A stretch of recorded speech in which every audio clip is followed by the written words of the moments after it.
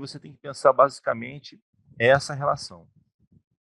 E aqui eu tenho um trecho de 2,5 segundos de data, né, de dados de variabilidade da frequência cardíaca, onde eu tenho o complexo QRS, tá? QRS, o complexo todo. E aí, cada picozinho que vocês estão vendo aqui é o intervalo R, tá certo?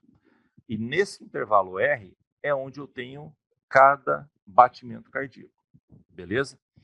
Então, aqui eu tenho o que nesse primeiro intervalo aqui? Eu tenho um dado de frequência cardíaca que me diz que nesse primeiro intervalo eu tenho 70 batimentos por minuto, beleza? Eu tenho um segundo batimento. Esse segundo batimento eu tenho 76. E num terceiro eu tenho 83. Vamos buscar na didática para tentar entender. Bom, de acordo com o que eu vi, quer dizer que eu estou tendo uma ação ali, nesse caso, da noradrenalina, né, que ela está vindo aumentar a minha frequência cardíaca, por isso que intervalo a intervalo que está passando, essa frequência cardíaca está mudando, certo? Então, quando a frequência cardíaca está mais alta, eu não falei que a gente está numa situação mais estressora, seja pelo exercício por si só, ou seja numa situação de repouso por um estresse mental, de uma situação que eu esteja vivendo, beleza. Toda vez, então, que essa frequência cardíaca também subir, o que inversamente proporcional a isso vai acontecer? O meu intervalo RR, ele sempre vai reduzir. Então, olha que interessante. Quando você vê, às vezes, lá no aplicativo, seus intervalos RR lá em cima, provavelmente você vai perceber que o teu RMSSD foi melhor. Provavelmente você vai estar com uma condição parasimpática melhor. Se em uma semana você pegar lá todas as medidas que você fez, imagina que você fez 5 dias, está lá todos os seus intervalos RR, e você pegar lá um que foi ruim, né, o mais baixo de todos, provavelmente o RMSSD dele também vai estar um pouco pior. A sua frequência média às vezes vai estar mais alta, a mínima vai estar mais alta, a frequência pico que bateu mais alta lá durante o teste vai estar mais alta. Então essas coisas são interessantes de você começar a entender e ver como, se você utilizar essas informações básicas e simples, você vai conseguir interpretar plenamente, com total tranquilidade, aquilo que está no aplicativo. Aí aquilo que possa parecer assustador na hora que você vai olhar ali e falar, nossa, até eu aprender a mexer com tudo isso, é simples. Mas o grande segredo não é só entender, o grande segredo vai ser fazer com você mesmo tudo isso que a gente vai ver aqui. Porque a hora que você for repassar isso para o teu cliente, implantar essa metodologia, botar isso para acontecer e para rodar, vai ser muito mais fácil, né, pessoal? Vai ser muito mais tranquilo, tá? E se a gente trouxesse um resumo teórico disso aqui, a gente pode falar, então, que a variabilidade da frequência cardíaca, né, seria o quê? A medida da variação, né, da frequência cardíaca pela medida precisa, né, dessa variação de tempo entre os picos dos complexos QRS ou intervalos RR em um eletrocardiograma, cardiofrequencímetro, dentre outros, que a gente utilize para coletar essa informação, certo? Aqui é aqui é um artigo, né, que eu também vou colocar lá para vocês, que traz uma informação importante, interessante para nós sobre a relação da idade e da frequência cardíaca. Então, se a gente for perceber ao longo do envelhecimento nosso aí, né, de 10 em 10 anos, que nós estamos vendo aqui, sim, nós temos mudanças no comportamento e na resposta da frequência cardíaca, então o nosso sistema nervoso autônomo ele perde aquela habilidade de receber a ação da noradrenalina para aumentar a frequência, da noradrenalina para aumentar a frequência, da acetilcolina para reduzir a frequência, a reativação vagal se torna um pouco mais comprometida, entendeu? Porque com o avançar da idade, esses ajustes autonômicos ficam um pouco mais difíceis de acontecer, tá? Mas a frequência cardíaca aqui, ela sofre impacto com a idade? Sofre, mas não tão grande quando a gente olha para a parte da idade e da resposta da variabilidade da frequência cardíaca.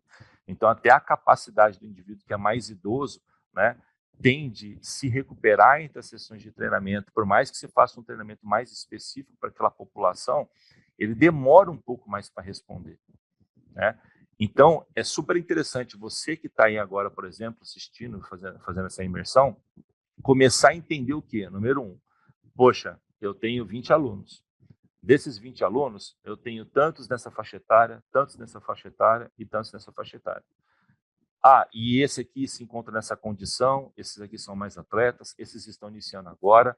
e tentar entender, para você ter um dado mais à sua mão, pessoal seu, porque isso não tem disponível, tá, pessoal? Você tem um estudo lá de fora, se eu não me engano, é um estudo europeu, não lembro se é em inglês o estudo, qual que é, não lembro agora de cabeça, mas que ele traz como se fosse uma tabela de referência de VO2 máximo, mas com a variabilidade da frequência cardíaca pelas diversas idades.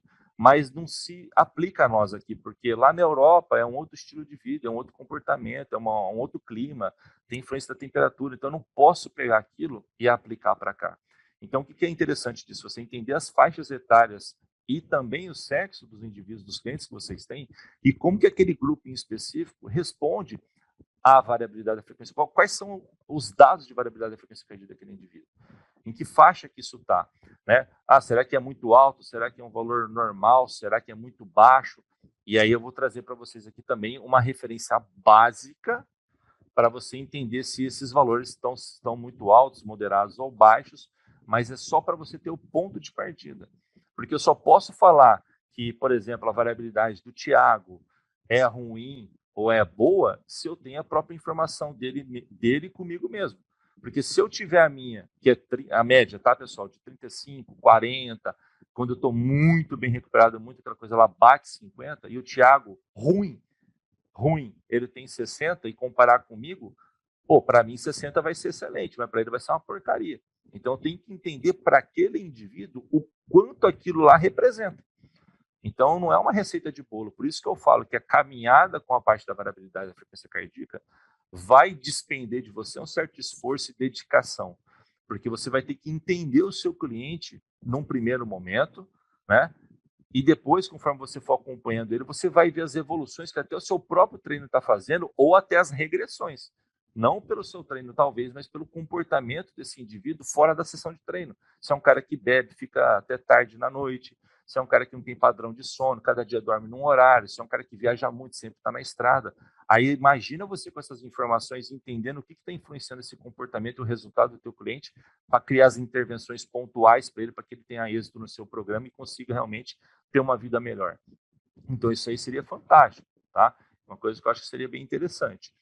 Então, seguindo o fluxo, esse aqui é um outro artigo interessante que ele traz aqui os efeitos, né, da mudança do peso corporal no sistema nervoso autônomo. Então, é uma meta-análise, é uma revisão sistemática, ou seja, juntou vários estudos referentes a esse assunto e trouxe aqui um apanhado dessas informações. Então, olha o que é legal disso aqui, pessoal, em relação ao trabalho que vocês fazem, né, independente do que cada um aí trabalhe. Claro que quem talvez trabalhe com performance não tenha tanto problema disso. Mas olha que simples, você começar a correlacionar os indivíduos que chegam para você num quadro principalmente sedentário de sobrepeso, como que está a variabilidade desse cara hoje, e daqui um tempo de intervenção que você fizer com ele, 2 meses, 3 meses, você reavaliá-lo novamente, porque você vai estar olhando ele constantemente, mas você vai vendo, você vai conseguir ver o time course dele de evolução, porque só o fato, né, só o fato do indivíduo ganhar peso, né, ele começar a ganhar peso aí dentro do seu programa de treinamento, ele vai ter mais dificuldade. Ele vai ter mais dificuldade porque o sistema parasimpático dele vai começar a atuar menos, vai ficar mais prejudicado. Ele vai ficar numa condição mais estressora, porque é um indivíduo que está inflamado. Então, ele vai ficar numa condição mais simpática. E toda vez que ele vai perdendo peso, seja apenas pela restrição alimentar, ou seja, pelo treinamento por si só que está sendo aplicado, o parasimpático dele vai se comportar melhor, vai aumentar, e o simpático vai reduzir. Né? Diogo, só não esquece de fechar o vídeo para mim, por favor. Então, olha que interessante. Então, você ter esse controle de peso também do seu aluno e como que ele está naquele momento em relação à resposta da variabilidade da frequência cardíaca e a evolução dele, é mais um dado que você pode colocar na sua avaliação e reavaliação para mostrar resultado para ele. Porque vocês concordam comigo? Pode ser que tenha alguma coisa lá da sua avaliação que você fez que ele pode não atingir o esperado por você, em outras ele tem uma evolução melhor. E isso vai ser de cliente para cliente, também de acordo com o background que ele tem de treinamento. Né? Obviamente que se for um indivíduo que nunca treinou e não gosta de fazer exercício, ele vai ter mais dificuldade no começo, mas as respostas dele podem ser mais proeminentes. O indivíduo que parou de treinar e treinou por muito tempo, ele pode responder mais rápido, mas pode ser que a proporção de melhora não seja igual ao cara que nunca fez nada. Então, isso aqui é muito interessante para a gente também trabalhar no nosso dia a dia. tá?